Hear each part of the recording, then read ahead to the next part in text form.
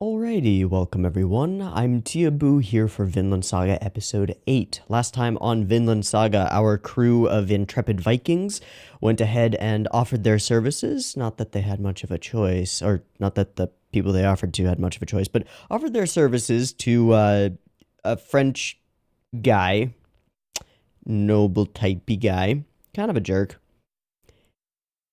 We stormed a castle, keep, area, place thing, and made off with all the goodies. Some of those moments of Ashalad just like standing there with his sword out, just like, yeah, let's go. Like riding boats through the fields. Yeah, pretty awesome. Pretty cool. He's quite a funny guy. Quite a funny guy. And now that has all of this during a lull in the war, looking for, a place to find treasure and stuff because they're not getting paid at the moment. I assume the war will kick back in eventually, but we'll have to see. If I remember correctly, we are off to go and meet with somebody somewhere, but I might be making that up. And what I definitely know is that Thorfinn has gone and killed a specific soldier, a leader or commander type of guy, and this after pushing and pushing and pushing and pushing Ashalad, like, hey, fight me, hey, fight me, fight me. And so finally Ashalad's like, all right, bring me heads, bring me heads, I need heads. So he does, he brings him a head. He's like, all right, fight me. So it looks like they're gonna fight. Of course, they had to get the hell out of there first, so Thorfinn is like sitting around just like, when are we gonna get to fight him? It's kind of great. A couple of housekeeping things. So I assume we're gonna get something toward that fight in this episode. Makes sense, right? Which should be interesting. It'll be interesting to see how Thorfinn at present stacks up against Ashalad, the guy who killed his dad, who is Thor's, the best. Couple of housekeeping things. One, I got confused in the last episode about the whole Normandy thing. They were in France, but not in Normandy, and the word Normandy is from the Latin. Thank you to whoever it was in the comments. I should have gone and looked up who it was so I could thank you by name, but I didn't. My bad. Don't have you in front of me, but thank you very much. And second thing is the pronunciation of Ashalad. I am going to continue saying Ashalad. After doing some research, it seems that the correct pronunciation would be Askalad, but the Japanese VAs are saying Ashalad, and I find that easier. So that's what I'm gonna do. If that bothers you, sorry. Deal with it. Sorry. But yeah, I'm just gonna say Ashalad from until the foreseeable future. I think that's about it for like housekeeping and recap of what happened last time. I'm excited to see a fight between Thorfinn and Ashalad, and I'm excited to see wherever else this goes. Show's been pretty good. Yep, I think that's going to be it for the start, so let's go ahead and jump on into it. There are two versions of this reaction video, a picture-in-picture version with the video up there, which you can find in the description, and a timer-based version up on YouTube. Timer-based version doesn't have the video in it, picture-in-picture version doesn't have the discussion in it. Mix and match as you see fit. For the timer-based version, if you're going to watch it that way and sync up with your own version of Vinland Saga, get it ready because the beep beep timer at the beginning to count us down is coming right now.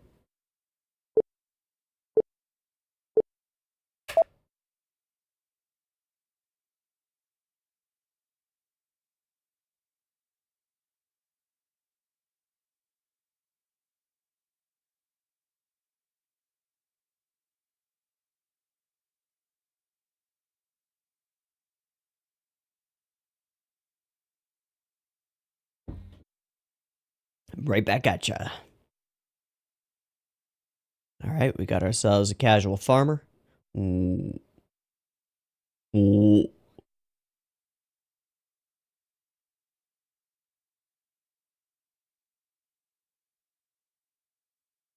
Oh, this is home turf. So who's Gorm-sama? Is that guy wearing a bear? There was a dude wearing a bear.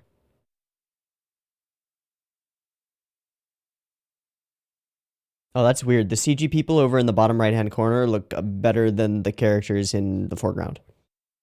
Weird.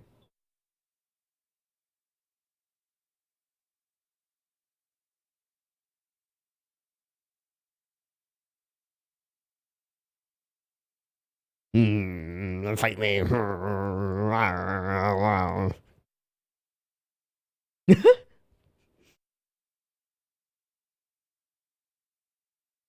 Isn't that guy's mouth getting tired? Sorry. I'm weird this morning.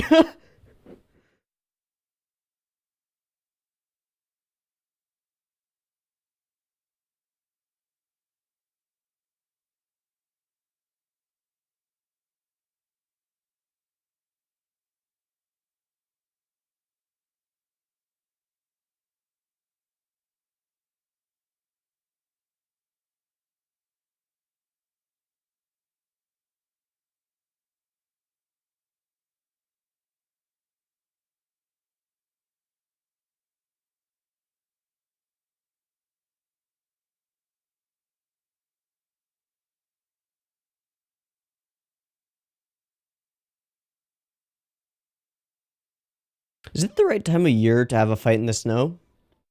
Right now?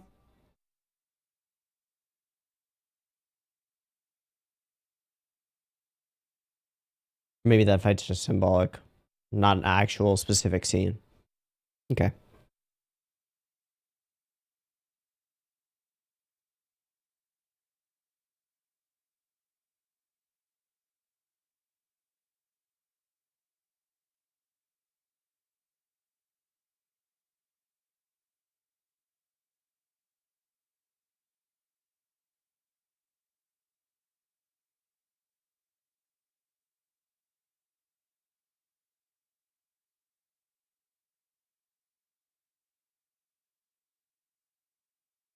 Wow, that was a lot for a throwaway cut. Okay.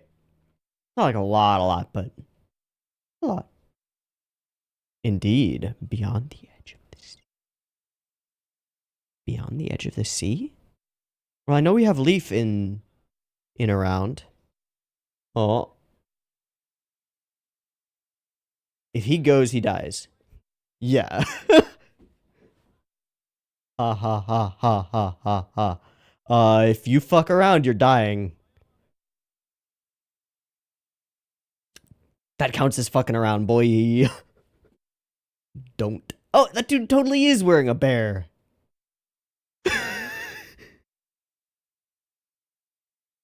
Many things. That is a...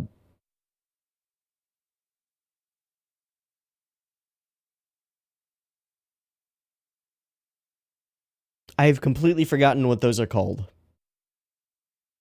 Long, single room, big chamber, huge fire.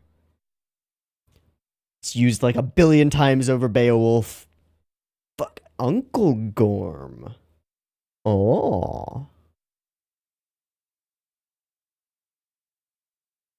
Stingy. All about the money.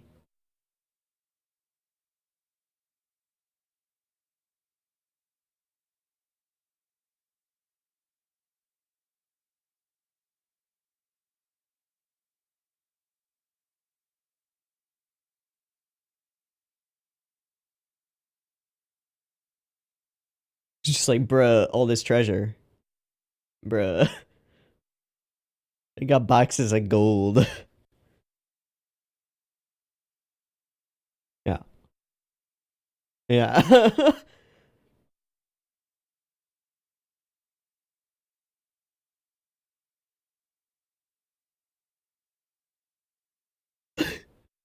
One, two, three. Oh, that was interesting.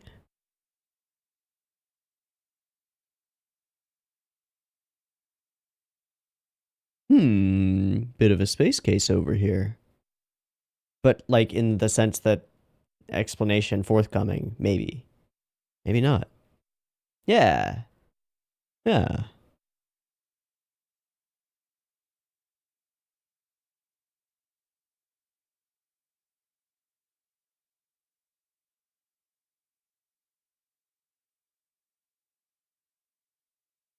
makes me worry about.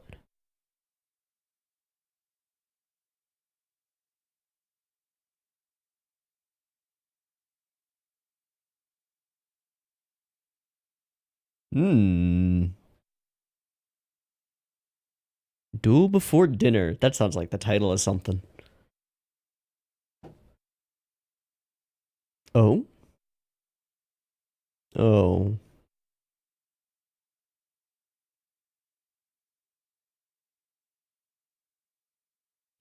Okay. I see you, Ashlad. I see you. Dueling time.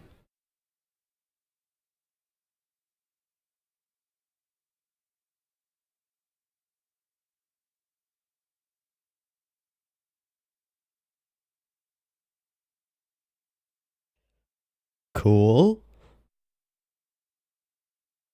Cool. Whatever. All right. Mm-hmm. Mm-mm. Yeah.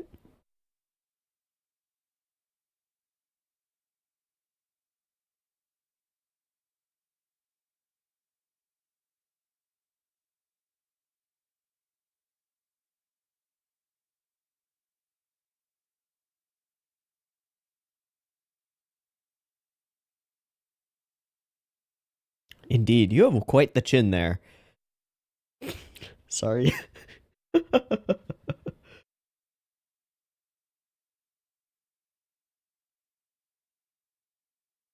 Mm-hmm. Thanks. You're not my dad. You're not my real dad.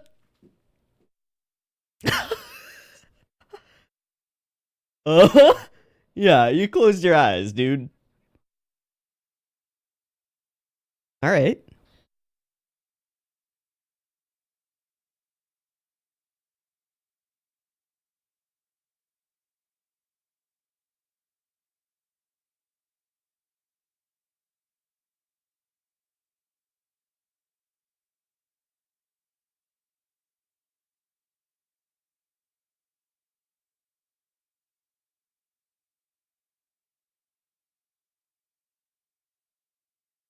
Some classic sideline stuff. I see Bjorn fitting that character. I can see Bjorn as the Viking speedwagon. Okay. Okay.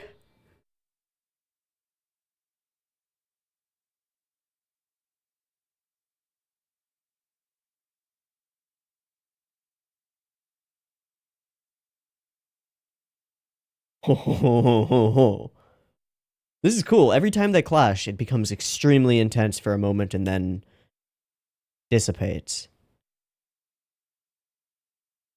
They're like perfect quick martial arts combat where two masters like bap bap bap bap, and then it's a standstill and then bap bap bap bap. Yeah. Oh fuck you. Oh fuck you. His name is Thorfinn. His name is Son of Thor.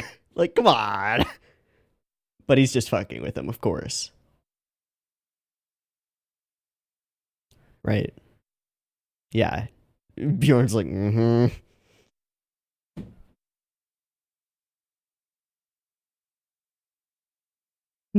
Just gonna poke the bear. Yeah, I know. Yep, you're just gonna poke the bear.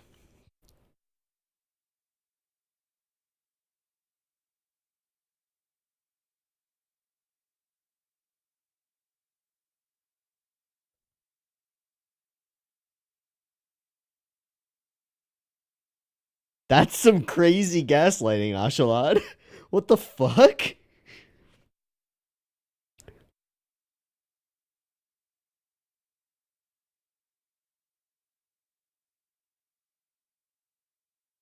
Right.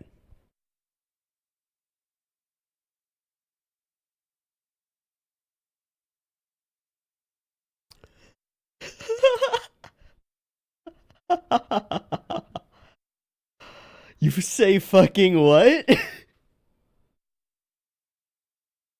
And now he's not thinking the right approach, right? Oh, that's gonna be the title of this video. The right approach. That looked like judo or jujitsu or aikido.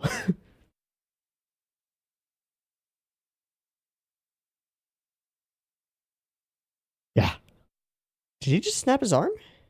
Dislocate his shoulder? Yeah. Ow. Dinner time.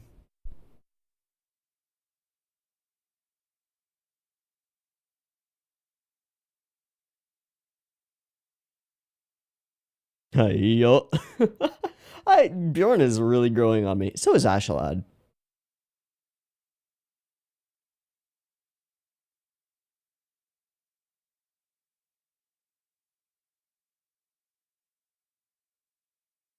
Rosemary and thyme. Got any mint sauce?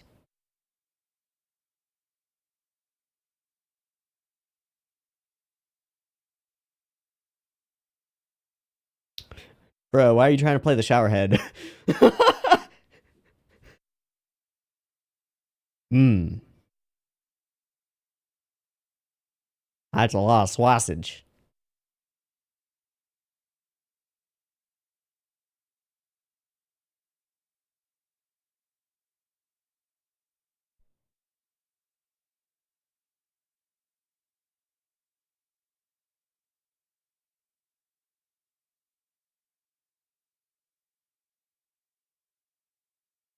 Oh, they're still using that chip. All right.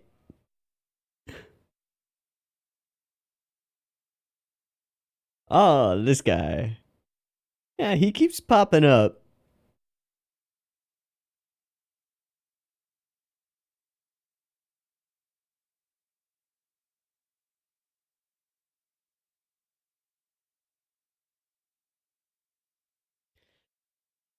He wants a duel.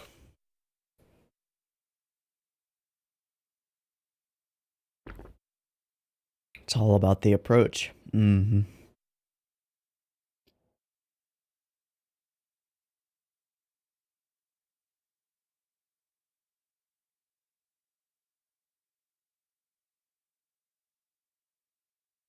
And by his father's last words. Oh, there's that girl. I think I know where this is going, and I don't like it where this might be going. Because approach.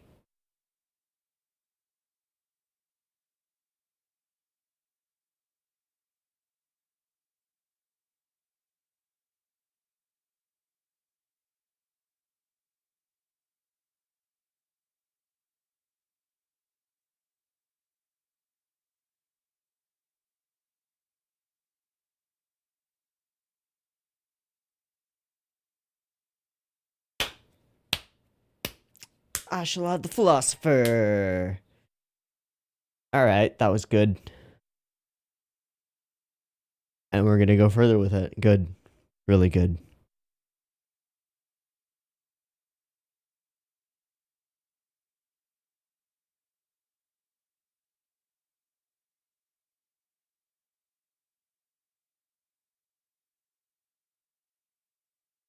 Bjorn?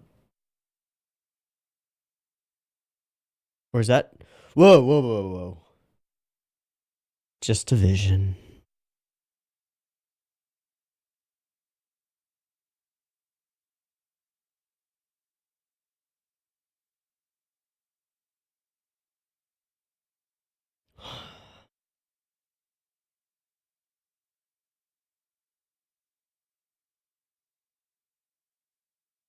Fuck you, Tors. Too soon. I know it's your own death and all, but no.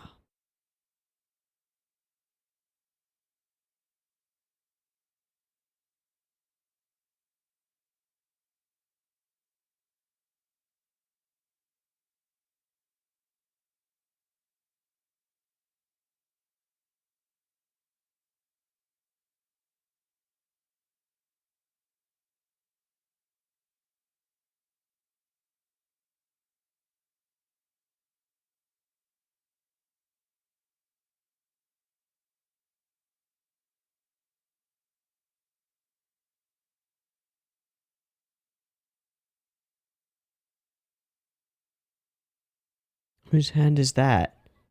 Oh, hi. Alright, this is definitely not the way I expected this to go. So she was sent out here with food for him.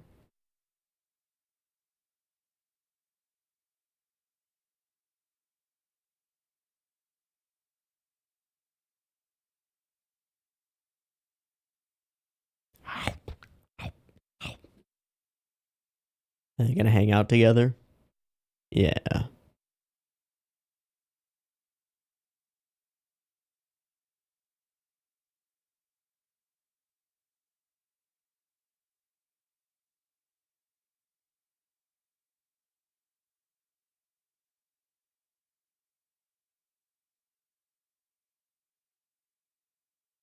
By choice.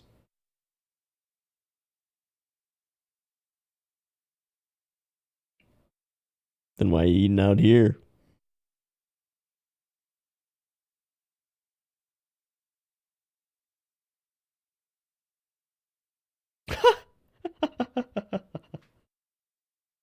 So then why don't you kill the man keeping you?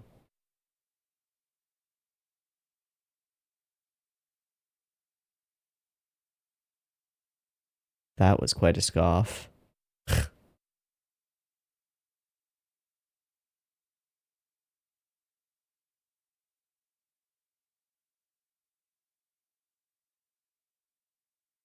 Oh, there's our title drop.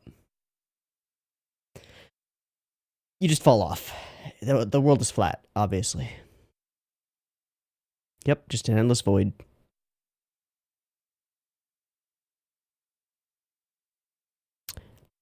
Yes.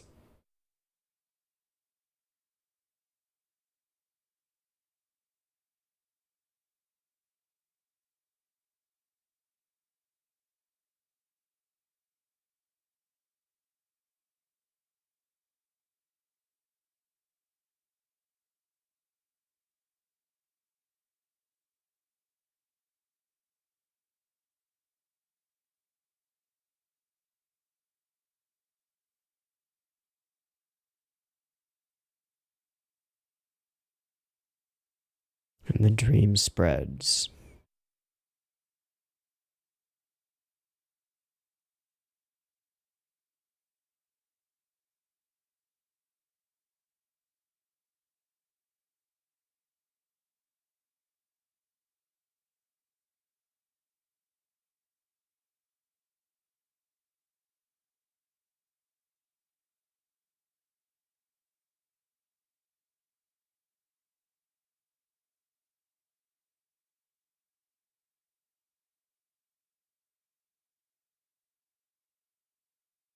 Okay, that's the person from the OP who looks like mom.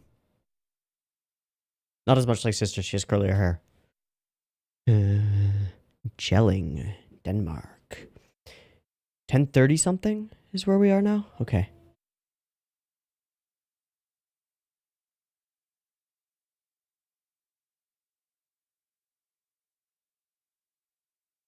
Okay. Wow.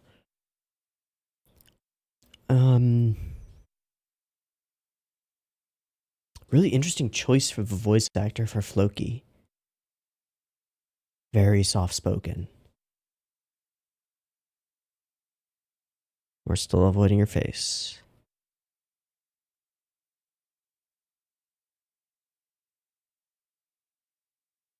Hi.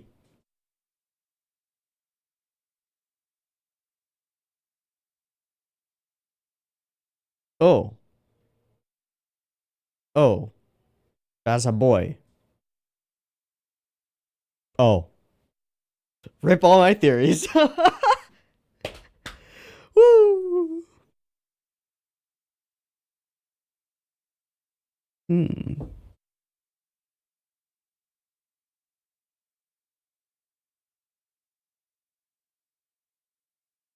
Okay, I don't know this piece of history, so I don't know how this ends up.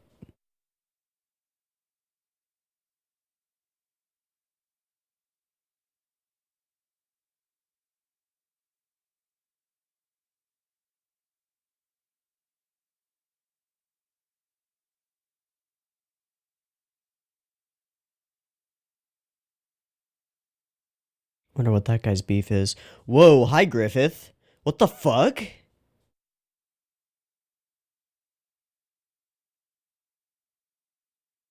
That was like weird levels of Griffithness there. Okay. Get the huck thing, get the island. Okay.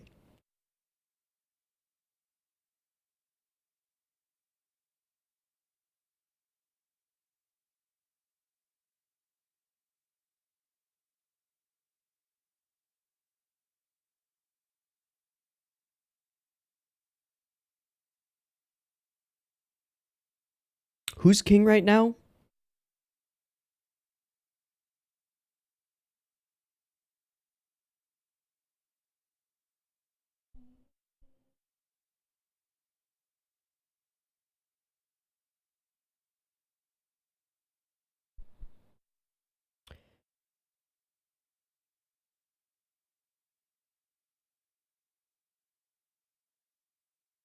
Oh, hey, it's this guy. Oh.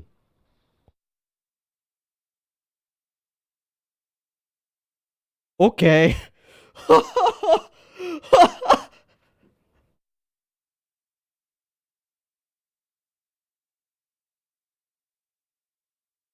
Is he a Zerker or just fucking insane? Seems like he's just fucking insane. I love it. All right.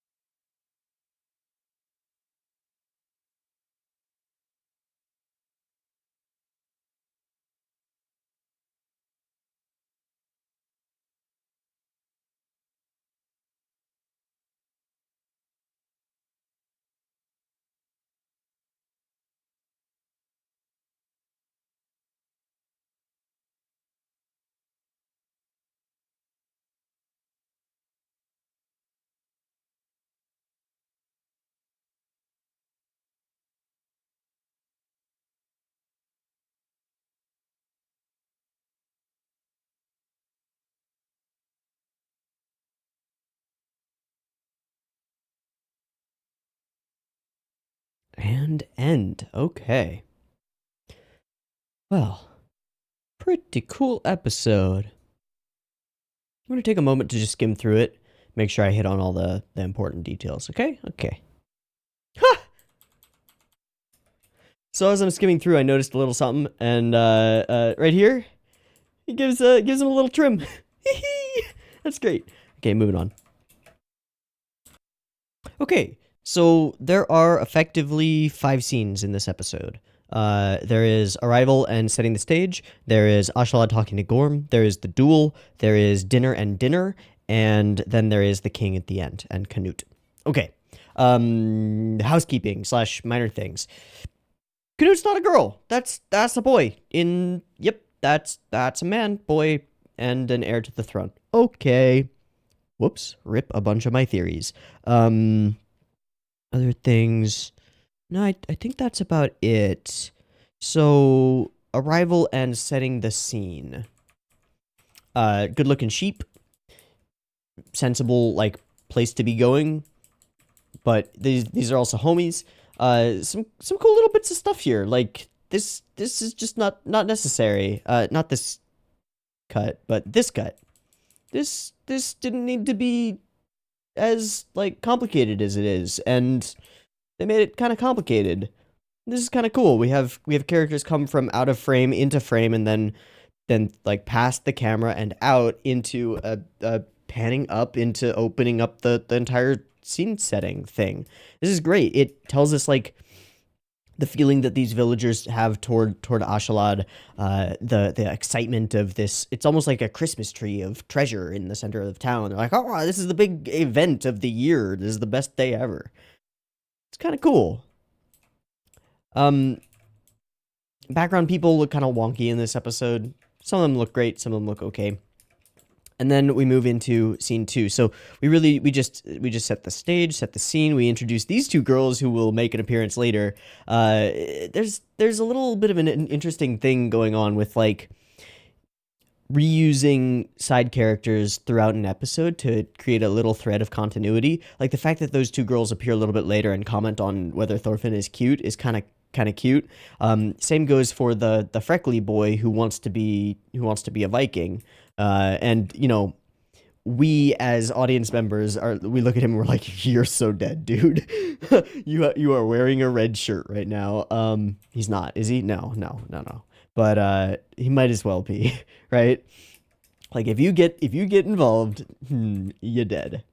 And then we move along and we meet Gorm. So already in the first scene, the arrival and setting the stage, we've established a little bit about Gorm's personality and who he is, because Ashalad comments on it. They're fattening up the sheep, and then side note, Gorm is stingy. So he runs his town based on money, and when we're introduced to him, we follow suit. Ashalad is like just throwing money around, right? Basically just showing off his fat stacks because he just came home from a good business venture or something. Comments on it, and Gorm is immediately serious but in a petty way, and instantly fumbling with money. He's got his scales around, all that stuff. Yeah. His character is immediately apparent to us, and pretty great. So then we've got this girl who's introduced, and this is sort of our second instance in the episode of doing a thing in one section of the episode that affects things in the rest of the episode. And this isn't difficult to do necessarily, as far as writing, but it is effective, I think. And I think it makes it all feel sort of woven together and good. I assume that this is coming from the manga and that this character is introduced at this point in the manga. So credit to the mangaka for that, right? For the original writing. Okay. Yeah, she's introduced and is immediately interesting. This shot is kind of cool, right? I want to see it again. Yep. So I think, yep, yeah, absolutely. So it's a CG coin, or at least a texture applied to it in a way that makes it look like one. Yeah, that's kind of cool. Space case a little bit, so immediately interesting, and yeah, was absolutely spot on that we're going to get a little bit of an explanation for that. Yeah. And then I think the most interesting line in this whole thing is Ashalad's sort of, how do I put it? Like, words that have similar connotations fall into the range of, like, his manipulativeness, his weird wisdom. Like Ashalad is surprisingly, well, maybe not surprisingly, considering he's survived for so long doing what he does, but he's surprisingly wise in how he treats the people around him. And we see this, I think it's actually his defining feature as a character. He is always playing a part to his men, and we see that at the beginning of this episode too. He's always playing a part to his men, to the people around, to the people he deals with, to the people he does business with. You still haven't died, Bjorn. And like here, Ashalad front and center, right? All the guys behind just waiting. Is Ashalad gonna crack a joke?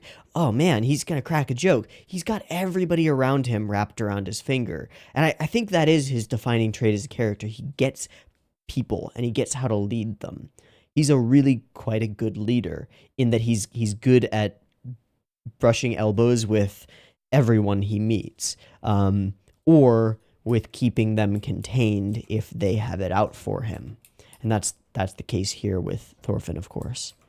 Our revengey boy who is very revengey. But likewise, he knows how to deal with his Uncle Gorm perfectly, right? All he needs to say is, look, just bring out the good stuff, I'll pay for it. And Gorm's like, all right, let's go. Money, money, money, money, money, money. He not only does he realize that everyone is a slave to something, he is good at figuring out what they're a slave to and then using it to manipulate them. It's kind of awesome, kind of great. And it takes a lot of thought from the author. Like, what is this other character interested in? How could Ashalad like get under their skin, or make them do what he wants, or make them fumble in the midst of a battle? So we are heading toward the duel section, which comes next. Right. Asked to be witness and duel. So there wasn't anything super exceptional production-wise about the duel. It was solid, fine, good. Freckle Boy and Bjorn take the roles of commentary. These two girls, well, they return to talk about whether he's cute, but Ashalad has more money and is strong. Okay, so then we begin to fight, and takes an attack of opportunity, absolutely. Jumps him back. Bjorn looking on very Speedwagon-esque. That's sort of how I'm seeing him right now, although he does fight on his own as well, and is a berserker and stuff. He's pretty cool. I like Bjorn. I like Bjorn a lot now. Yeah, he's stronger now. Pretty cool. And then just, I mentioned it during the reaction, but the nature of this fight is really quick, really intense, wham-a-bam-bam, and then a standstill for a moment. Maybe somebody comes out a little bit on top or a little bit below, but generally it reminds me of martial arts films. Some of the more modern martial arts films. So like Ip Man stuff, where two characters are like feeling each other out and they'll just like pop, pop, and just block all of it. Retaliate, block all of it, and then we sort of have a moment. It's pretty cool. And then because they're dictating the pace of the battle, they're able to stop and talk without it being JoJo style, right? Which I don't have a problem with in the context of like a JoJo thing, but here it would be a little bit weird to have dialogue in like mid-strike or whatever. So having these little lulls in the combat makes it really useful, I think. Okay, and then after this point, I'm not sure what the fuck? What the fuck? My, oh my god. My phone wasn't getting notifications for, like, the last, I don't know, last little while, and it just, like, brrrr, just machine gunned, like, 150 YouTube comment notifications at the same time. What? Phone, why? Okay, weird. And anyway, I'm not sure what causes him to do this. I'm not positive what happens in the moment here that causes him to drop his sword. So I'm gonna rewatch this. I might have to cut it, but I'm gonna rewatch this a couple times. Okay. Yep. And in we go. We swing at him. Okay. Just gonna drop the speed down. Come in for a second strike. Oh. I see. So he was striking at the hand holding the sword, and so Ashalad let go of it so that he could move his hand away, right? Better to have the sword hit out of your hand than to lose your hand. That's what I'm guessing, at least. So then you could say that this is a moment where Ashalad is slightly on the back foot, and so he jumps away. Oh no, he doesn't jump away. He reaches for Thorfinn's hand to grab the dagger. And is that what causes Bjorn to comment on, like, the one who has the dagger has the advantage in close range? No, that's earlier with the big hit that he takes and jumps back. Okay. Okay, so he's reaching out for hand. And that becomes scary. Yeah, okay. Okay. And then once that happens, Ashalad starts goading him about his father. I don't buy for a second that Ashalad doesn't remember Thor's. Yes, he kills lots of people. Yes, whatever. That was quite an event. That was quite an event. I think he probably remembers that fight, considering that it is the origin story of Thorfinn, and he knows who Thorfinn is and has been dealing with this for a couple of years. No, this is the mental game. This is Ashalad toying with him, taking what he cares about and using it as a weapon. And then beyond that, he starts to question Thorfinn's like core motivation. Like Thorfinn is the revenge character right now. And so what he's saying is, "Are you sure I killed your dad? Are you positive?" He's just gaslighting him. And if you've ever been gaslighted, you know it's fucking infuriating. And the main thing that you want to do is find a sharp object and drive it into the chest of the person who's gaslighting you. And so that's what this causes, and it causes him to lose his cool. I love the choice to remove the background here.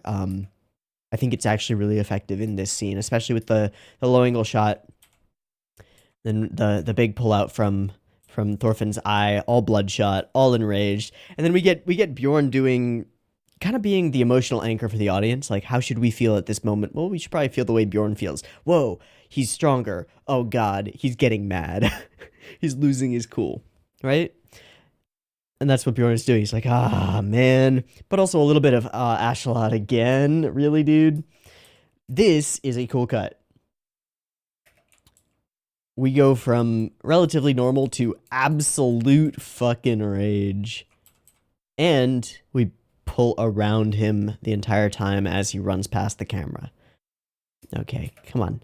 Yep. And there. And roar.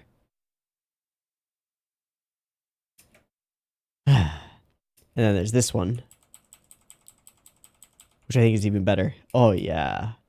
Oh yeah. And literally puts him off balance, right? Wham, bam, thank you, ma'am. A little bit of martial arts. And then we get to dinner and dinner. Yep, that guy is playing a shower head. All right, dude. And this guy is boxing with a guy with a sword. What the fuck is going on in this scene? Alright, hold on. Alright, so this guy's got that guy in a headlock. These two guys are just like squaring off. One of them with a sword, the other one with fists. Okay, these two guys just appear to be cheering them on. Like, yeah, kill him. This guy's trying to play a shower head, and I don't know. These two are just dancing on top of a table. Oh, there's a second showerhead player. I didn't even notice him. What the fuck? Alright. Big plate of sausages. We're in a sheep raising town. Gotta, you know, it's the olden days. You gotta make use of the whole animal. Gotta love some whole animal butchery. And Ashalad with the lamb he was promised. So this guy comes up, does some stuff. Yeah, and we get another interesting bit of a conversation here from Ashalad. He'll only accept victory with honor. And yeah, he is held back by his pride. Absolutely. And we're going to see that a bit later. But here, at this point, if I had to live without pride, I'd rather kill myself. And then we get this, well, it's kind of an insight into the way that Ashalad views the world and views people. How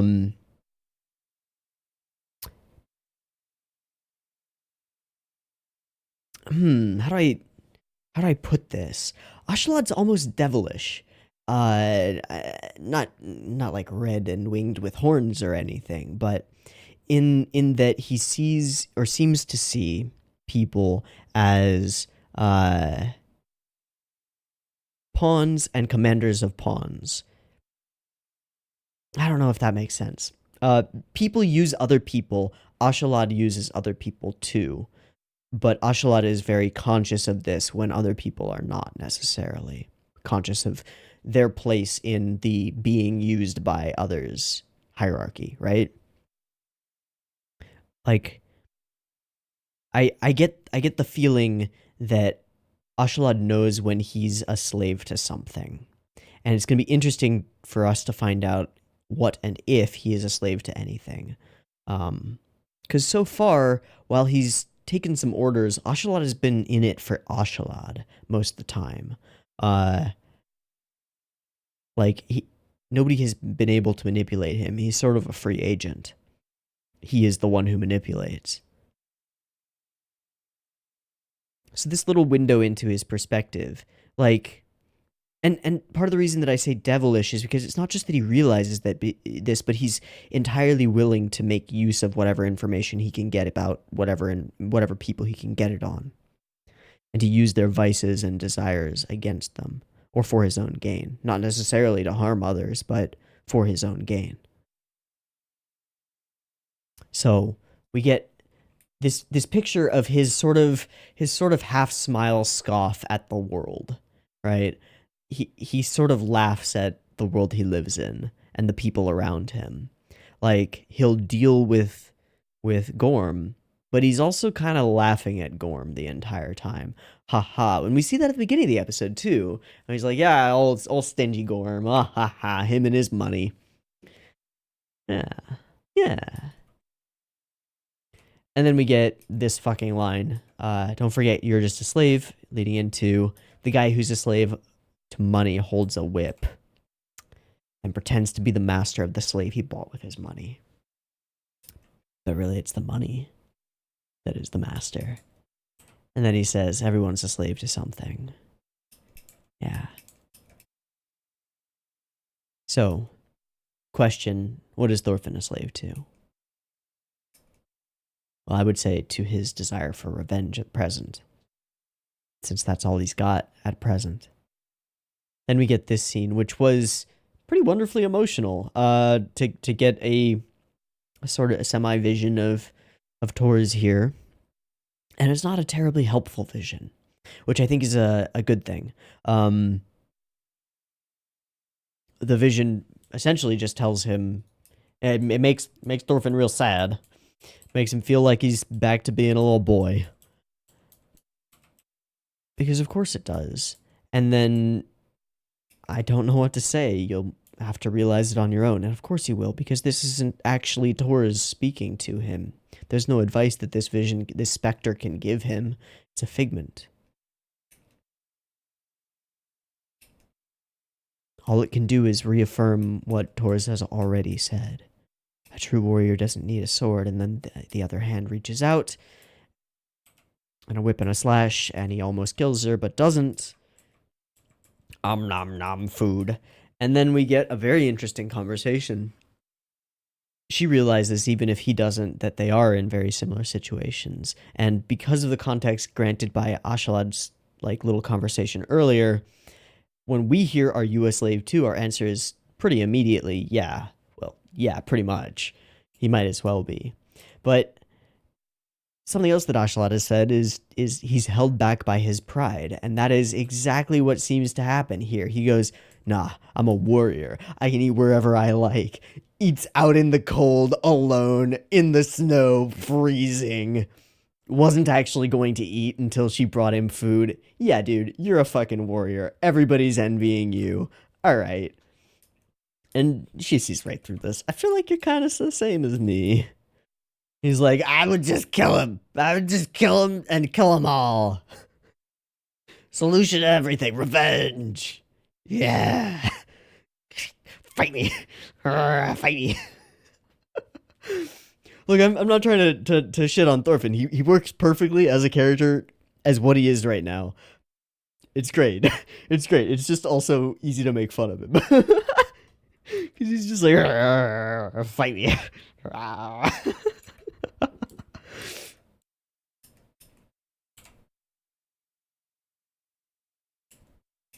And you'll be a slave for the rest of your life. So, she muses about what's at the end of the ocean, no matter how far I go, and We get something. We get the realization that Thorfinn is still holding on to something, which is this idea of Vinland, which might as well be Valhalla, right? It might as well be heaven at this point. He has no knowledge of how to get there or path. But he speaks of it. He holds that as a potential in his heart. And now is spreading that dream around. It's pretty cool. Pretty cool. So we open up on not Griffith, also not a girl. My bad. Except that's definitely Griffith. I instantly don't trust this person at all because Berserk spoilers. I'm sure everybody knows, right? I'm sure everyone knows.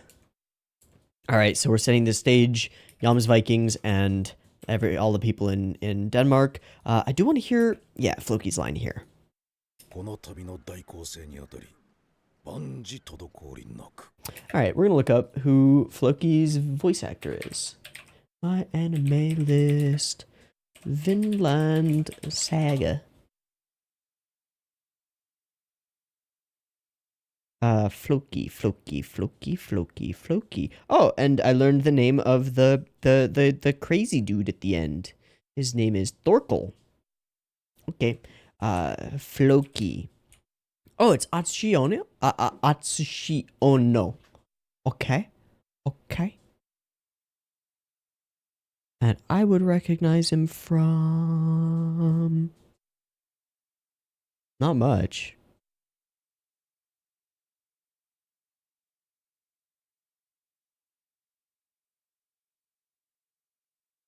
I would not recognize him from very much at all. Just a quick skim of his work, and not many things I recognize. Or that I would instantly recognize the voice of, at least. Thank you, dog. Hush a girl. I'll be out in a minute. Montferrat in Arslan Senki. Yeah, I really don't recognize him for anything. But the reason that I bring this up and wanted to look at his name is that I think it's a really interesting choice. He's very soft-spoken, or at least that's what he's doing for this particular performance. Very, very soft-spoken, very self-assured in the voice, and is kind of an interesting contrast with the big, blocky, scarred-up Floki. It belies, like... an interesting and like very thoughtful side to him. Maybe not. I don't know. I'm just reaching at this point. Okay, so got to show those insolent, tankless scoundrels. I think we see more of the king's face than we have really before, with the wardiness and stuff. We're kind of continuously showing those individuals in power to be corrupt or like traditionally ugly in a lot of ways. Like we had the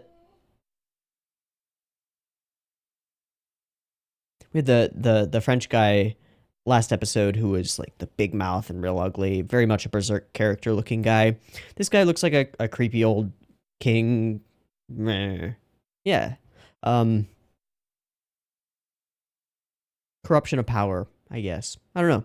And then in stark contrast to that is, from what we see of his face, the beautiful, long flowing haired, pristine armored, well, not quite pristine, there are some dings and dents there, pristine armored Canute. So, interesting figure, instantly distrust because blue eyes, blonde hair, hawk-shaped face mask, that's not a winning combination.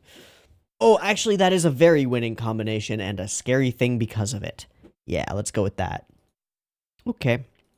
And now we have a big invasion heading toward Londinium. 10, 13... Anno Domini. I can just look up the year on Wikipedia, because Wikipedia has a by-year thing.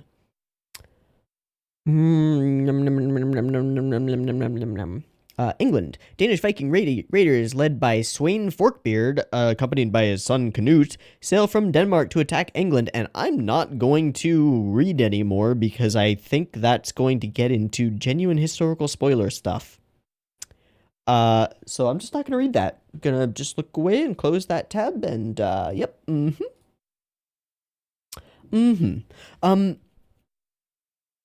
So, okay, on the historical side of things, I have like a super loose familiarity with this stuff. Because of these boys, these guys over here. This is the 4 parts of Winston Churchill's History of the English-Speaking Peoples, which goes from it goes from early Roman times up through America's Civil War, rise of the Empire. I believe it goes up through a portion of World War II, if not all of World War II. I don't quite remember when Churchill wrote this. Completed the original draft in 1939, so it wouldn't have World War II in it.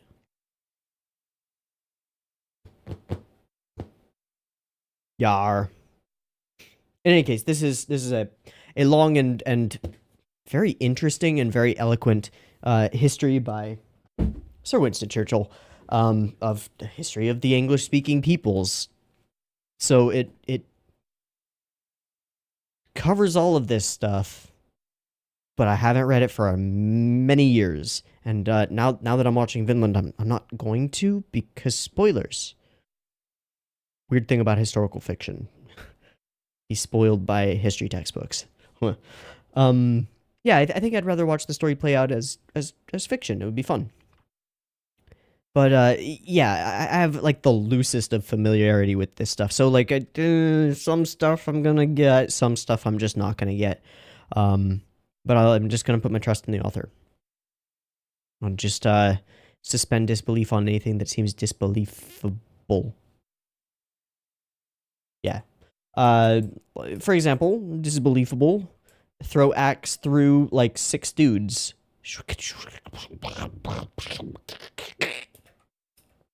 Ow. So, I like this guy. He seems cool. His name is Thorkel, apparently. He's in the OP. Okay. And, Canute and Sweyn and Floki and Yom's Vikings and people are all heading toward London for a big battle. I wonder if our crew is going to get involved in that in some way, or if they'll enter a little later down the line in the conflict. Don't know. Interested to find out, though. So, we got that duel that we were looking forward to. Thorfinn didn't win. No real surprise there. And met Gorm and talked about some I was trying to say philosophy, and then I was going to say philosophical stuff, and then one of those weird things where the enunciation is different depending. Talked about some philosophical stuff with Ashlad, and talked about Vinland with Girl, and set the stage for the next episode. Not actually a lot of stuff going on in this episode, but a lot of cool moments. Pretty solid production. Nothing that jumped out at me as like really bad looking. Some kind of weird moments though in the production. For example, near the very beginning, there's this scene, right? And here we've got these like static CG models in the background, and they kind of have more detail than these characters up in the foreground. It's just kind of weird. Because they're further away, we would expect less distinguishing characteristics and details, but because they're 2 different styles of drawing, the CG model actually comes out with more detail in it. Kind of weird. Maybe could have saved this by putting like some bokeh over the background of the image, and making it seem like it was more of a depth of field effect going on. Could have. And then this guy, who does blink at one point. Okay. Does not move his mouth, which looks painful, but he does blink. Which is kind of cute that they made him blink. They didn't need to make him blink, and it's not hard to make him blink or anything. It's just kind of cute that they did. All right. Canute is boy. All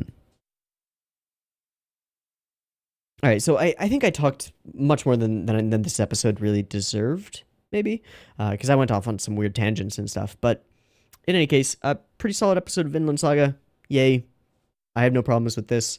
I thought that some of the dialogue and writing in this episode was actually really strong, and everything else was fine.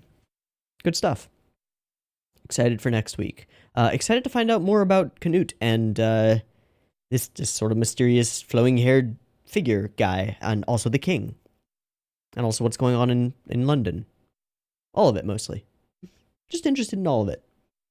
But we're going to have to wait until next week to find out about that, so I'm going to wrap it up. I've been Teeaboo. This has been Vinland Saga episode 8. Yay! Episode 8. I hope you've enjoyed it as much as I have, and I hope to catch you next week in episode 9. Peace.